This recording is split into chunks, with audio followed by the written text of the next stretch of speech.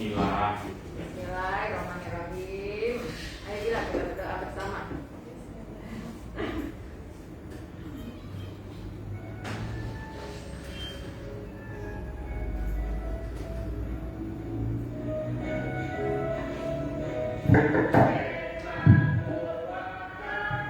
Itu suara aku loh, benar.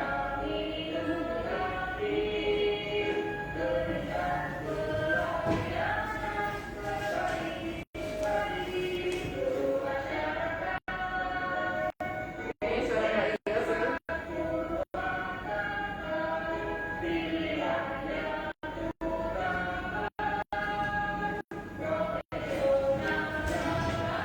Udah ya?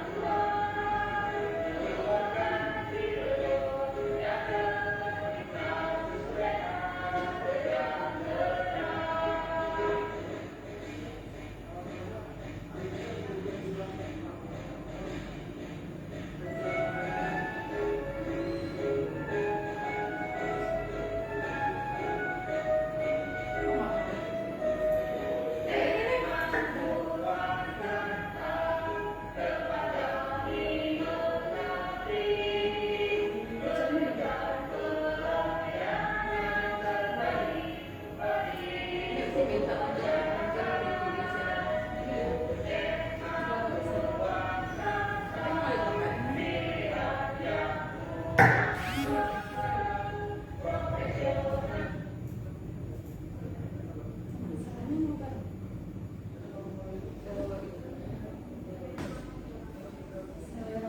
Assalamualaikum warahmatullahi wabarakatuh. Selamat pagi Bapak Ibu, Akang Teteh, sedulur sedanten. Apa kabarnya? Semoga selalu sehat dan selalu berada dalam lindungan Allah Subhanahu wa taala. Amin. Kembali lagi bersama kami di Obsesi Obrolan seputar kesehatan masa kini. Perkenalkan, sebelumnya nama saya Nabila Putri, saya sebagai host pada pagi hari ini. Nah, untuk pagi hari ini kita akan membahas seputar vaksin COVID-19 dengan tema Lindungi Keluarga dengan vaksin COVID-19. Nah, sudah berada bersama kita semua narasumber cantik Ibu Suprus Putri Gumilang Pancasari, SKEP. Beliau sebagai pengelola program imunisasi ya Bu. Silahkan Ibu untuk memperkenalkan diri kepada sobat Purwakarta semuanya. Terima kasih Mbak Nabila. Bismillahirrahmanirrahim. Assalamualaikum warahmatullahi wabarakatuh. Apa kabar Bapak Ibu Akang Teteh dulur sedanten? Perkenalkan, nama saya Suprus Putri Gumilang. Saya biasa dipanggil Mila, Kak. Di sini saya sebagai pengelola program imunisasi di Puskesmas Purwakarta. Ibu Mila ya Bu panggilannya. Baik Bu. Bu Mila ini sebagai pengelola program imunisasi di Puskesmas Purwakarta. Baik Bu. Nah, sebelum kita mulai nih Bu untuk memaparkan informasi yang sangat dinanti Bu oleh sobat Purwakarta, kita mau mengingatkan terlebih dahulu ya Bu kepada sobat Purwakarta semua untuk selalu disiplin Protokol kesehatan, protokol kesehatan ya Bu, dengan memakai masker, mencuci tangan, menjaga jarak, menghindari kerumunan ya Bu, dan yang terakhir mengurangi mobilisasi dan interaksi ya Bu. Baik Bu. Nah, untuk tema kali ini tentang melindungi keluarga dengan vaksin COVID-19. Nah, sebelumnya mau menginformasikan dulu nih Bu kepada sobat Purwakarta yang ingin menanyakan seputar hal yang ingin kita bicarakan, bisa langsung ketik di komentar kita ya Bu. Di komentar Facebook kita, nanti kita bahas di akhir acara. Seperti itu Bu. Baik Bu, kita langsung mulai aja nih Bu. Sebenarnya ya Bu, tanpa basa-basi nih Bu, karena sepertinya sobat Purwakarta udah gak sabar nih. Ya, mendengarkan suara Bu Mila. Iya Bu, baik. Sebenarnya untuk COVID-19 itu sendiri bagaimana Bu? Jadi kita ngobrol aja ya Ya. tentang vaksinasi COVID-19 ini. Tapi sebelumnya kita ingat lagi, kita kupas sedikit mengenai sejarah dari COVID-19 ini sendiri ya. Jadi novel coronavirus atau COVID-19 itu adalah suatu virus baru yang menyerang saluran pernafasan. Jadi virus ini berasal dari Wuhan, Cina ya. Itu ada pada akhir tahun 2019 di Cina. Kemudian masuk ke Indonesia itu di awal kurang lebihnya ya di awal tahun 2020. Nah, untuk virus corona ini sendiri itu dia masih satu keluarga dengan virus yang menyebabkan penyakit SARS dan MERS. Berarti masih satu keluarga dengan penyakit tersebut ya Bu? Iya, MERS masih sama SARS ya. Dan COVID-19 ini itu pertama kali ada di Wuhan, Cina ya Di Bu? Wuhan, Cina. Sekitar tahun 2000 Akhir ya, di akhir tahun 2019. Baik Bu.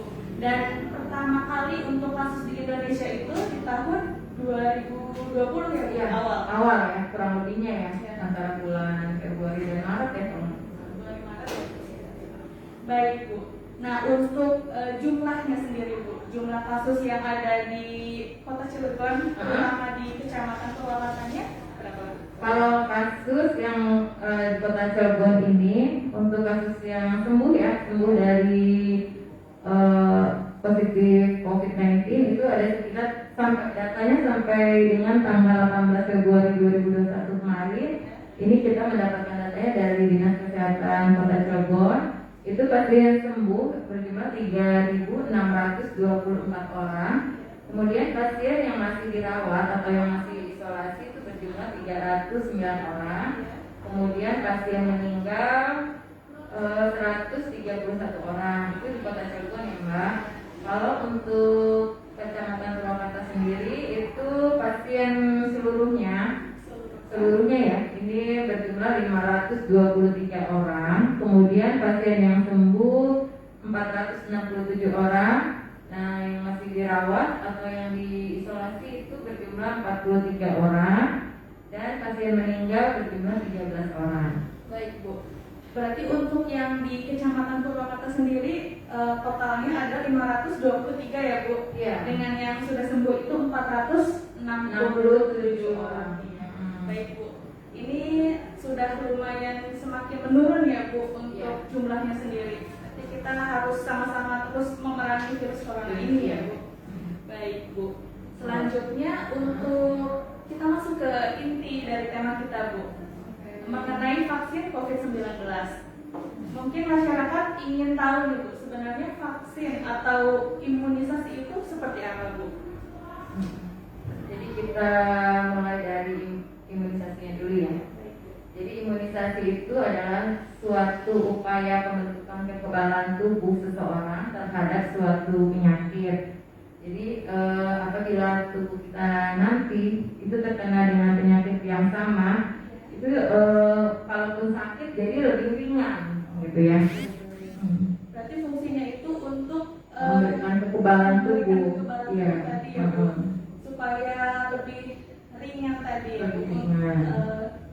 Istilahnya resikonya sedikit. Iya, resikonya lebih kecil ya dibandingkan dengan orang yang tidak pernah diimunisasi.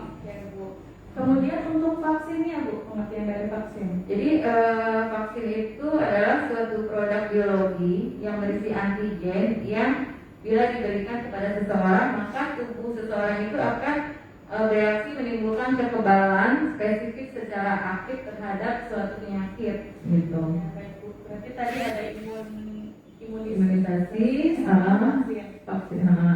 Nah untuk di istilah medis sendiri ya Bu, supaya masyarakat sedikit mendengar gitu Bu, supaya tahu paham gitu ya Bu. Banyak ya istilah-istilah medis. Kok ada vaksinasi, terus ada vaksin, ada imunisasi, ada imunitas itu apa sih itu ya? Kita bahas ya Bu, satu persatu dengan tuntas ya Bu. Jadi kalau vaksinasi itu sendiri adalah prosedurnya. Jadi tindakan pemberian imunisasinya, penyuntikannya. Jadi memasukkan vaksin ke dalam tubuh itu namanya vaksinasi. Kemudian untuk vaksin, kalau vaksinnya adalah produk atau zat yang dimasukkan di dalam tubuh kita. Kemudian untuk imunisasi yang tadi, imunisasi itu adalah proses pembentukan kekebalan tubuhnya. Gitu ya, setelah diberikan vaksinasi tadi. Kemudian untuk imunitas itu adalah kemampuan tubuh membentuk kekebalan tubuh untuk melawan suatu penyakit. Gitu. Baik Bu. Berarti untuk vaksinasi prosedurnya prosedurnya yang dimasukkannya itu vaksinnya, produknya atau zatnya. Untuk imunisasi itu proses kekebalan tubuh setelah mendapatkan vaksinasi. Baik Bu. Untuk imunitasnya tadi imunitas itu kekebalan tubuhnya setelah mendapatkan vaksinasi tadi. Baik Bu. Nah setelah kita mendapatkan vaksin nih Bu, terus tubuhnya itu bagaimana Bu merespon dari produknya, dari vaksinnya? Jadi si tubuh ini ya setelah mendapatkan vaksinasi pertama-tama tubuh ini mengenali bakteri atau virus yang masuk ke dalam tubuhnya melalui vaksinasi tadi. Kemudian setelah mengenali si tubuh akan melawan penyakit membentuk antibodi, memproduksi antibodi ya. Jadi mengenali, kemudian dia melawan. Terus selanjutnya dia tubuh ini akan mengingat penyakit dan cara melawannya. Jadi bila dia terserang kembali, dia udah tahu nih, virus ini datang lagi. Nah, terus berarti cara aku mencegahnya ini seperti ini, gitu ya. Cara melawannya seperti ini, gitu. Sampai akhirnya si virus ini kalah. Gitu. Baik Bu, berarti inti proses dari vaksin, cara kerja vaksinnya itu ada 3 ya Bu tadi? Iya, ada 3. Mengingat, melawan, mengenali, mengenali, melawan, baru mengingat. Ya. Kalau dari cerita nih Bu, misalkan ada Bu siapa ya? Nah, ini virus ya. Jadi kita contohnya aja ada apa ya? Ada penjahat ya. Iya. Misalkan yang mau vaksin siapa dulu nih Bu? Bu Nabila. Iya boleh. Oke, misalkan saya mau datang nih Bu, datang ke vaksin ke Ibu ya Bu, Ibu nanti. Nah kita just masuk, vaksinnya masuk, produknya. Nah berarti yang pertama kali dilakukan oleh tubuh itu tadi mengenali dulu. Virusnya ya Bu. Assalamualaikum. Kalau kata ini bertamu dulu ya. Tapi kita nggak tahu si tamu ini jahat atau baik. Tapi kita karena baik kita nggak tahu juga ya Bu virusnya jahat atau baik diterima oleh tubuh ya Bu.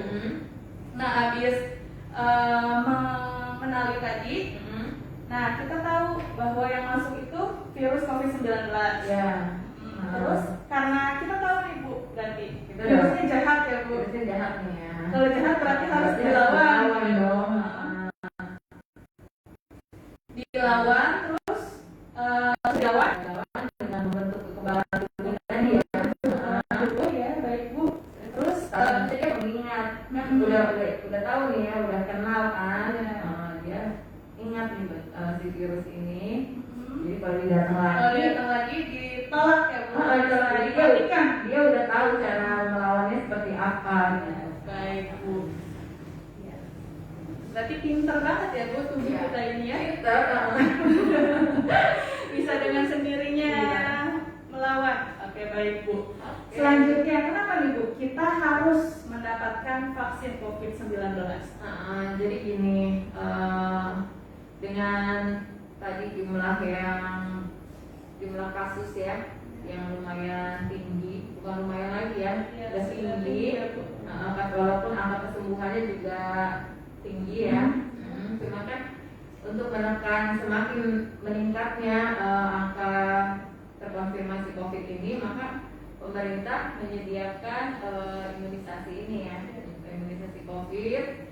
Dan manfaatnya itu sendiri adalah membantu memberikan perlindungan terhadap penyakit COVID gitu ya harapannya. Kemudian melindungi diri kita dan melindungi keluarga dengan vaksin COVID-19.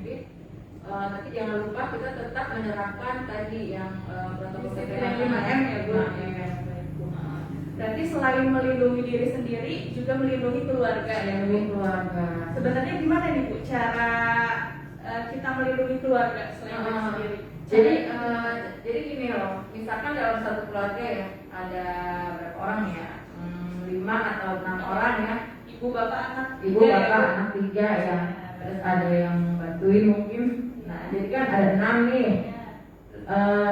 Terus dalam satu keluarga ini mungkin ibunya sedang mengandung, sedang hamil, jadi tidak bisa disuntik dong gitu ya, atau ayahnya mengidap penyakit tertentu yang tidak boleh diberikan vaksinasi COVID ini. Tapi kan 5 orang lainnya itu sudah diberikan imunisasi. Jadi 5 orang lainnya ini dapat melindungi si ayah atau si ibunya ini yang tidak diberikan imunisasi. Atau kebalikannya, misalkan anak-anak kan sekarang belum bisa ya, tidak masuk kriteria untuk pemberian imunisasi.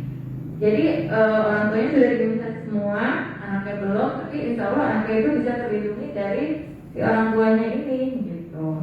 Baik Bu, berarti vaksinasi ini bisa melindungi yang tidak mendapatkan vaksin ya Bu.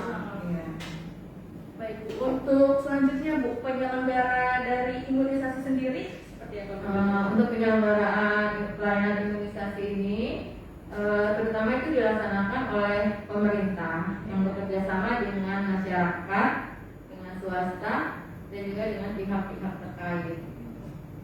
Dari pemerintah dan pihak swasta ya Bu? Iya. Baik, Bu. Untuk selanjutnya, sebenarnya kekebalan tubuh itu bisa didapatkan dari bagaimana Bu caranya?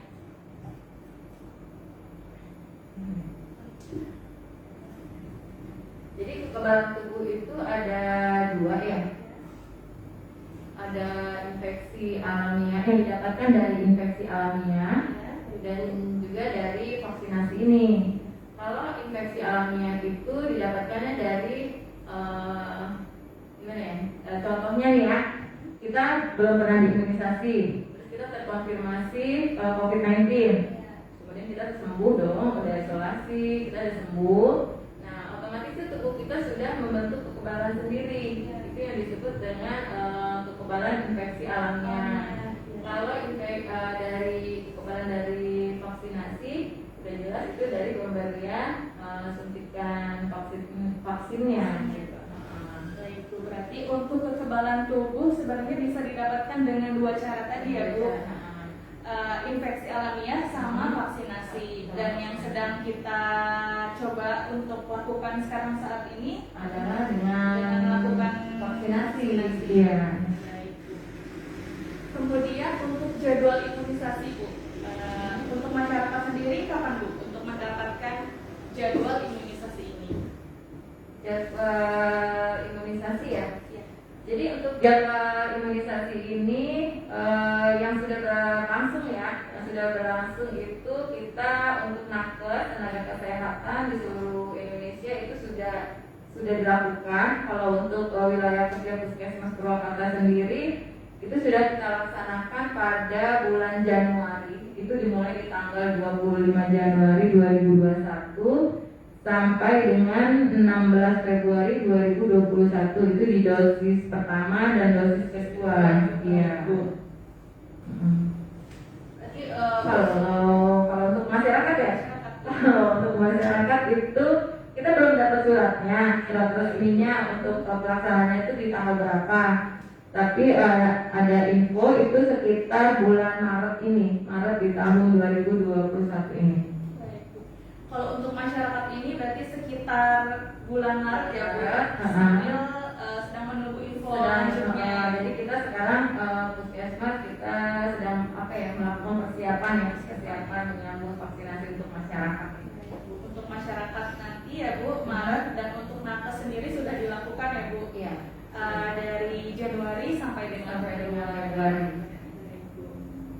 Kemudian ini Bu, tempatnya Bu, di mana saja masyarakat bisa mendapatkan vaksin COVID-19 ini? Untuk pelayanan COVID-19 ini dapat dilakukan di puskesmas atau di puskesmas pembantu, kemudian di klinik pemerintah atau klinik swasta, bisa juga di rumah sakit pemerintah atau di rumah sakit swasta, kemudian di unit pelayanan kesehatan di kantor kesehatan pelabuhan atau KKP.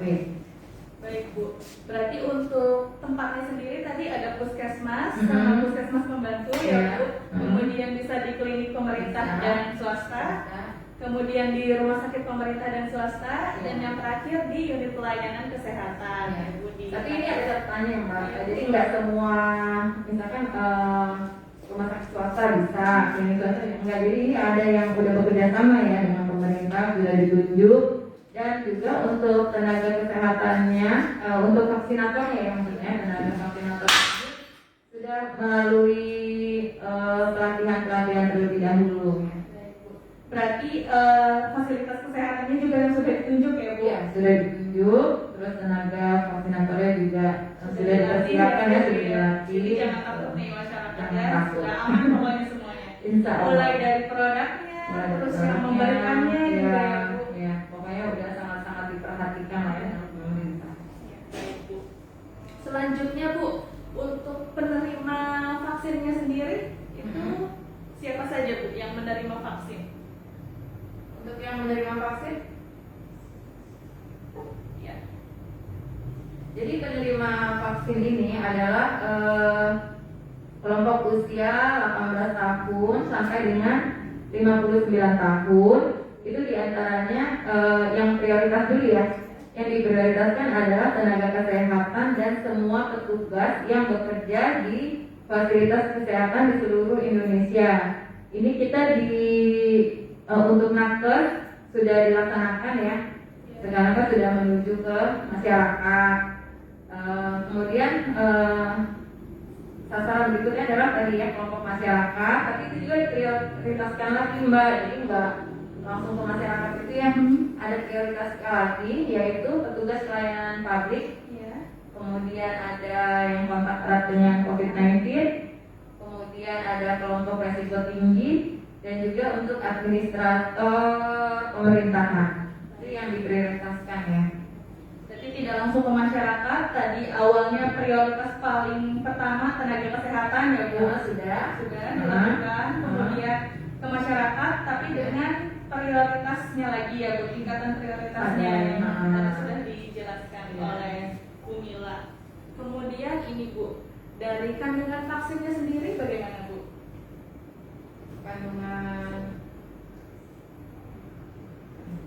Untuk kandungan vaksin COVID-19 ini mestinya bagian farmasi loh Mbak dijelasin ya.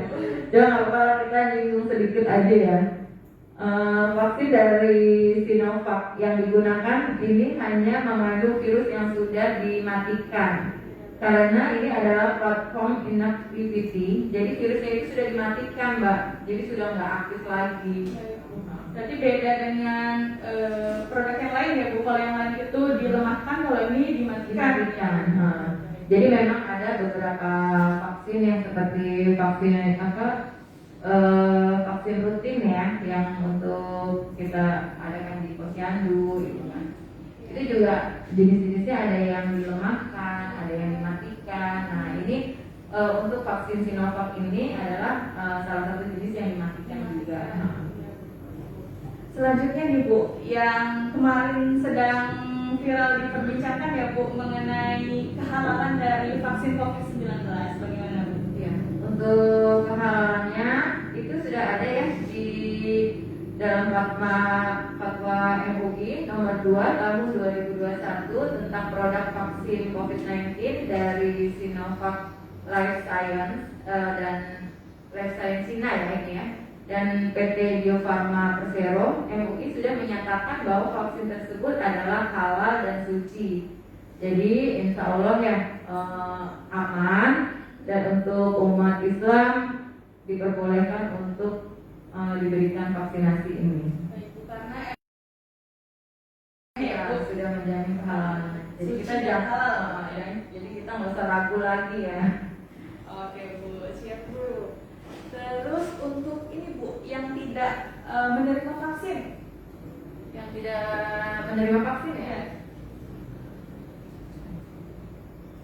Jadi tadi ada yang menerima, ada yang tidak boleh menerima.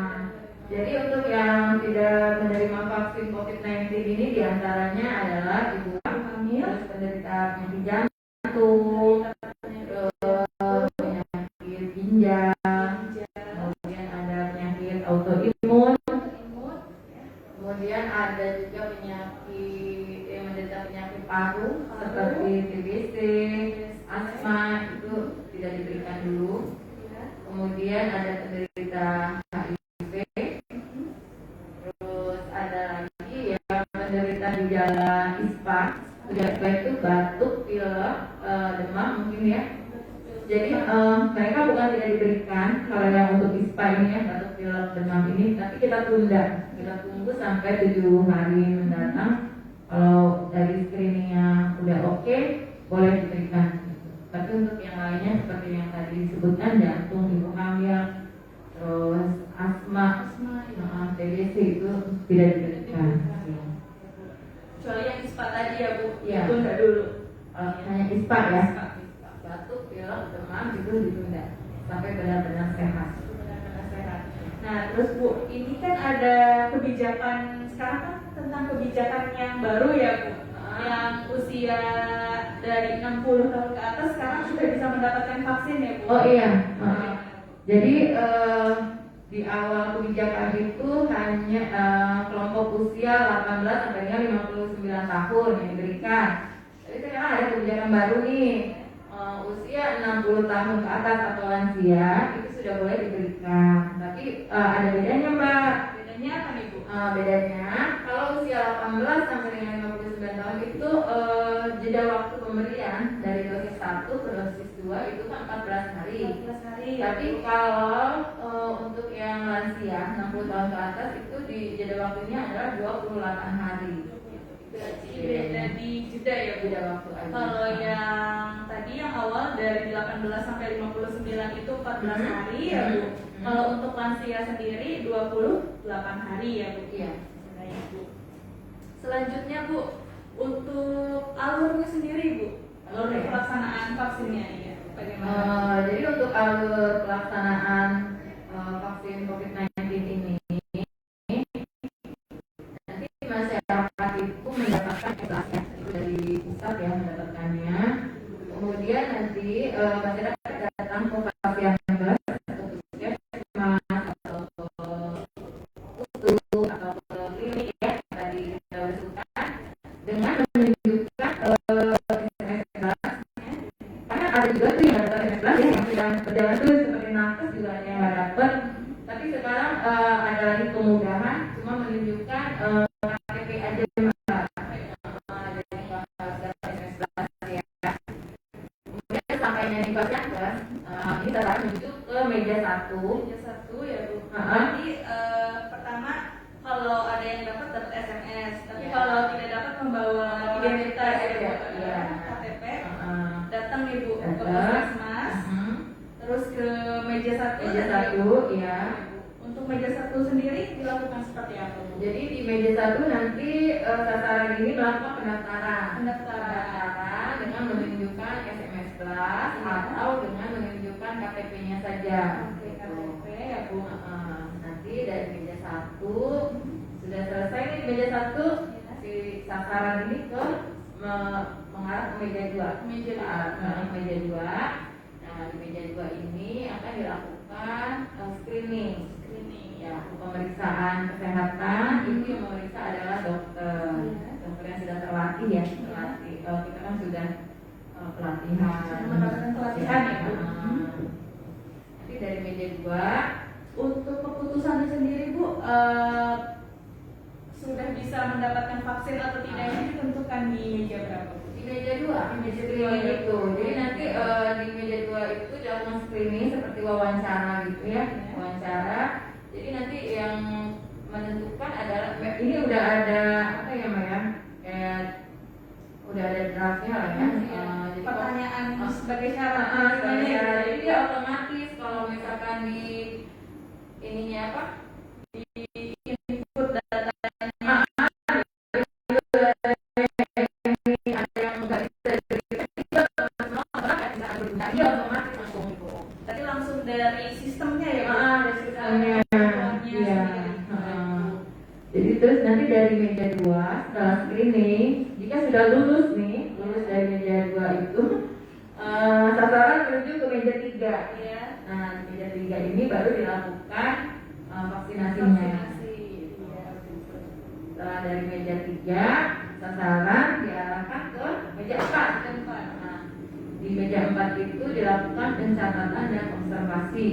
Jadi sasaran yang sudah diberikan imunisasi COVID-19 itu dilakukan observasi selama 30 menit. Tujuannya apa nih Bu? Kita mengobservasi aja apakah nanti selama 30 menit ini ada keluhan. Ya. Jadi kalau sudah melewati 30 menit tidak ada keluhan, sasaran boleh pulang. Terus pulangnya juga nanti sasaran mendapat sertifikat. Sertifikat kelulusan. Lulusan Sudah divaksin ya Bu? dosis 1 ya. Terus ada juga kartu semacam kartu pengingat ya untuk datang kembali karena nanti kita akan tulis si sasaran ini kembali lagi 14 hari pada tanggal berapa, jam berapa kan kita atur ya itu ya Bu, Iya. sudah diingatkan lagi. Apa tuh namanya, kartu pengingat atau kartu Oh iya, kartu vaksin ya. ya, seperti Baik, itu. Bu. Kemudian ini Bu, untuk efek sampingnya sendiri bagaimana Bu? Efek samping ya, secara umum sepertinya gini aja deh, dari yang kemarin kita udah sudah pernah divaksin, Pengalaman teman-teman lain bagaimana? sampai dengan hari ini alhamdulillah tidak ada laporan ya, tidak ada laporan keluhannya dari teman-teman nakes setelah pemberian vaksin. Jadi insya Allah tidak ada efek samping. Kalau yang ringan-ringan gitu ya, mungkin ada pegel-pegel ya Bu ya. disuntik kan, ada pegel, terus mungkin ada apa ya, tapi teman-teman nggak ada sih ya, nggak ada keluhan sih Nggak ada yang kemarin benar-benar biasa gitu ya. ya, ya gitu aja. Baik Bu. Wah, informasinya sangat bermanfaat sekali ya Sobat Purwakarta. Terima kasih Bu sudah menyampaikan informasinya yang sangat bermanfaat. Sekarang kita lanjut sesi tanya jawab ya Bu. Boleh. Kita cek-cek dulu nih Bu. Apakah sudah ada pertanyaan? Nah ini Bu, dari Bu Teti Alfaruk. Bila sudah mendapatkan imunisasi, apakah masih bisa terkena COVID-19 Ibu? Oh iya, jadi apabila kita sudah diberikan vaksinasi COVID-19 ini, kemungkinan tertular ya, Iya. tertular Masih ada kemungkinan. ada gitu? kemungkinan. Untuk kemungkinan iya masih. Tapi kan setelah kita diberikan vaksinasi ini, tadi yang seperti dipaparkan sebelumnya, kalaupun terkena lagi itu tidak akan berat ya, sakitnya sakit ringan saja.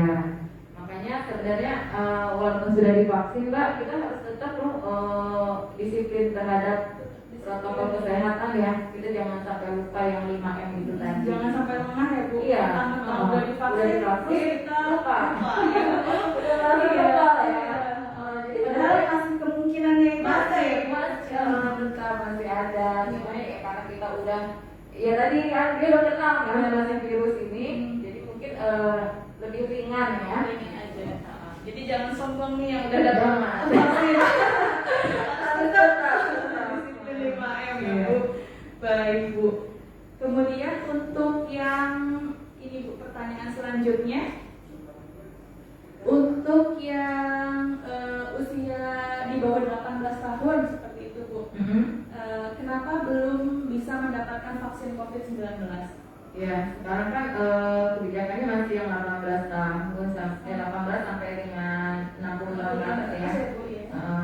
Kan itu dia, karena usia-usia 18 tahun ke atas itu mobilisasinya lebih tinggi ya, karena di usia-usia produktif kan. Sementara yang 18 tahun ke bawah ini masih bisa ditekan lah ya. Jadi masih mobilisasinya belum terlalu tinggi. Berarti karena ini prioritas sebenarnya dari kegiatannya juga ya Bu, Iya. dari yang orang dewasanya. Iya. Diharapkan dengan Karena yang kan di dewasa usia produktif ya. iya, usia produktif ya Bu. Iya. Diharapkan dengan pemberian vaksin ini melindungi ya. Iya, tadi itu diberikan vaksin jadi tadi ya, Bu. yang sudah disuntikan Iya. diharapkan itu melindungi yang belum diberi suntikan vaksinasi ini. Jadi ini juga kan kita belum ini ya Mbak ya, kemungkinan sih kebijakan ada lagi kan, kayak kemarin kan 18 sampai dengan 59 tahun, Iya. tapi ada kebijakan baru sampai dengan 60 tahun ke atas. Kemudian untuk penyakit-penyakit tertentu itu boleh diberikan kan. Nah, kemungkinan kita nggak tahu lagi Iya. dari penelitian ternyata anak-anak di bawah 18 tahun juga mungkin boleh diberikan, tapi kita belum tahu ya. Kita tunggu update selanjutnya ya Bu, Iya. update informasi Iya. selanjutnya. Benar. Untuk selanjutnya nih Bu, dari Bu Irmayanti, untuk penyintas COVID-19 apakah boleh divaksin? Berapa lama jangka waktunya setelah dari paparan virus? Silakan, Ibu. Jadi untuk penyintas COVID-19 ini sudah boleh diberikan. Sudah boleh diberikan. Jadi waktunya itu 3 bulan ya. 3 bulan dari dinyatakan positif. Jadi nggak usah nunggu sembuh. Maksudnya hitungannya misalkan kita Januari nih terkonfirmasi COVID-nya, berarti Januari, Februari, Maret ya, 3 bulannya Maret. Baru bisa dapat vaksin ya. Baik Bu, kita lihat pertanyaan selanjutnya ya Bu.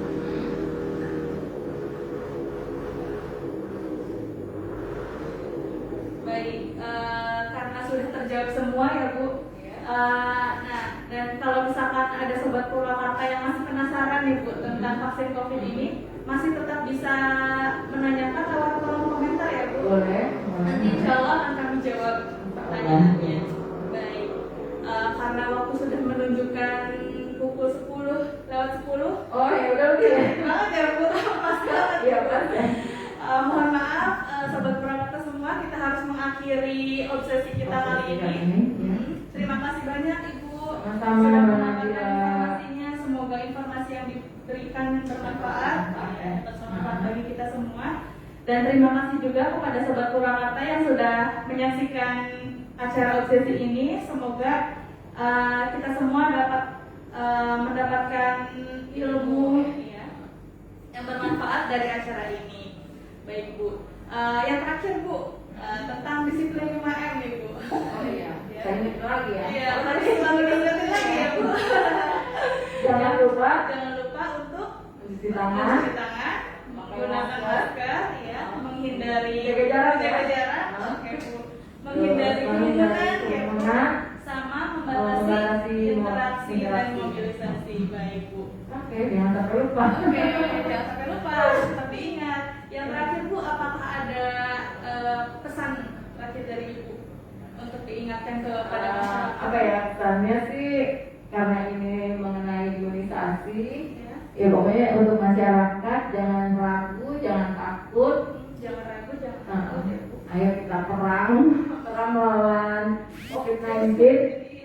Iya, kita harus mendukung pemerintah untuk pelaksanaan imunisasi COVID-19 ini, gitu ya. Sama memerangi virus. Ya, Jangan lupa soal virus ya Bu. Baik Bu, kita akhiri sampai sini pertemuan kita. Jangan lupa untuk menyaksikan obsesi di pertemuan selanjutnya. Insya Allah diadakan rutin setiap hari Sabtu pukul 9.30 sampai dengan jam 10. Kita akhiri. Assalamualaikum warahmatullahi wabarakatuh.